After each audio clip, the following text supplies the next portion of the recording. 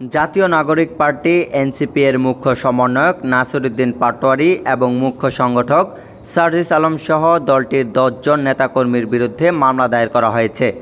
অভিযোগ উঠেছে হবিগঞ্জে সাম্প্রতিক একটি ঘটনাকে কেন্দ্র করে আইনশৃঙ্খলা পরিস্থিতি বিঘ্নিত হওয়ার অভিযোগে স্থানীয় এক বিএনপি নেতা বাদী হয়ে এই মামলা করেন। এই ঘটনাকে ঘিরে দেশের রাজনৈতিক অঙ্গনে নতুন করে আলোচনা শুরু হয়েছে।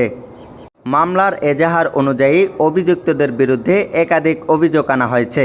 এর মধ্যে রয়েছে জনসমাগম ঘটিয়ে উত্তেজনা সৃষ্টি, আইনশৃঙ্খলা বাহিনীর কাজে বাধা প্রদান, সরকারি সম্পত্তির ক্ষতি সাধনের চেষ্টা এবং উস্কানিমূলক বক্তব্যের মাধ্যমে পরিস্থিতি অস্থিতিশীল করার অভিযোগ। পুলিশ বলছে অভিযোগের ভিত্তিতে মামলা গ্রহণ করা হয়েছে এবং আইন অনুযায়ী তদন্ত শেষে পরবর্তী ব্যবস্থা নেওয়া হবে। অন্যদিকে এনসিপির পক্ষ থেকে এই মামলাকে রাজনৈতিক উদ্দেশ্যে প্রণোদিত বলে দাবি করা হয়েছে। দলটির নেতাকর্মীরা বলেছেন, সার্জিস আলম এবং নাসিরউদ্দিন পাটোয়ারীকে দমিয়ে রাখার জন্যই এই মামলা করা হয়েছে।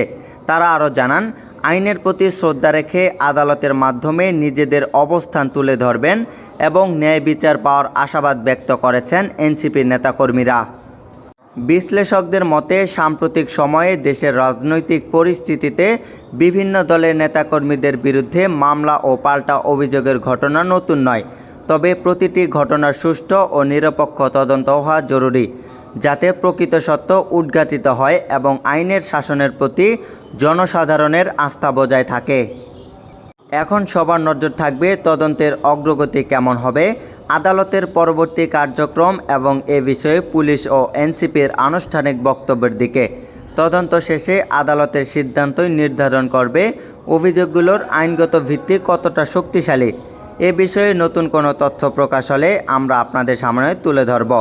মনিরুজ্জামান, উত্তরবঙ্গ।